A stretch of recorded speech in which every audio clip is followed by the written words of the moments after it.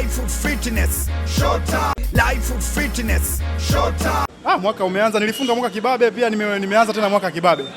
Kwa hiyo ni jambo la kumshukuru Mwenyezi Mungu mpaka kwa hapa nilipofikia, kwa sababu kila siku naomba niendelee kufanya vizuri ili Watanzania waendelee kuenjoy na mimi pia niendelee kuyafikia malengo yangu ambayo nimejiwekea.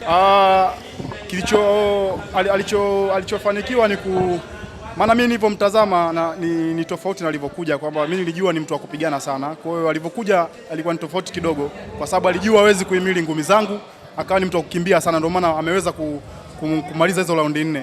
Lakini ilikuwa nilishe mapema, lakini nashukuru Mungu yeye mwenyewe kaona power niliona mimi ni hatari, kwa ndio maana akaamua kuacha.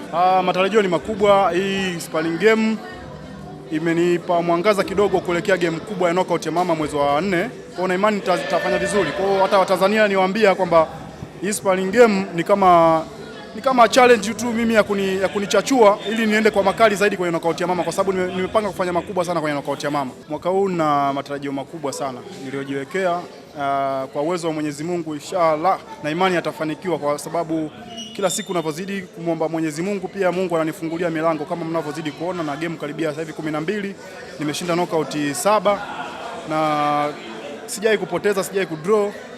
Kwa ni jambo ambalo ninajivunia kikweli, namshukuru Mwenyezi Mungu, na mwaka huu nimepanga kufanya makubwa sana, kwa sababu nimejiwekea malengo makubwa sana, kwa sababu mwaka huu na mpango kwamba ikiwezekana kuna bondia nje ya Afrika nataka nikampige, bondia mkubwa tu. Kuna wakati alinitumia ofa, sema ndio hivyo, ikawa imekula kaona kwa sababu ya visa, lakini na imani sasa hivi mambo yameshakaa sawa. Watanzania wakae kwa kutulia. Mwaka huu nitafunga kibabe na imani inshallah. Next fight ndio game inayokuja nataka nipige knockout, nataka nikamilishe kweli kwenye viwanja vya Posta pale. Nataka nikaitikise pale Posta nzima ishangae kwamba Frank ni nani, na kila siku nazidi kuwaonyesha kwamba Shagembe ni nani kwenye boxing. Ndio maana naambia kila siku mabondia wa Tanzania ambao wanacheza na mabondia wa nje ambao wanaonekana ni wagumu, ndio maana kila siku wanasema Shagembe ni mtetezi wa mabondia hapa Tanzania. Na imani hata nyinyi wenyewe waandishi mnajua mabondia ambao wanacheza nao mimi ni mabondia wagumu, mabondia ambao walishashindikana kwenye nchi zao na hapa Tanzania walishakuja washasumbua. Na imani nyinyi mnaona nimefanya usafi kidogo kwa palipokuwa pamechafuka hapo awali, kwa mabondia mablaza zangu walipoteleza, mimi nikaa nimesafisha.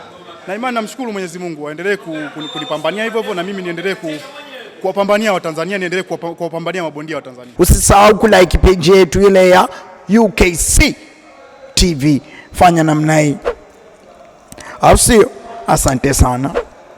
Mazoezi afya.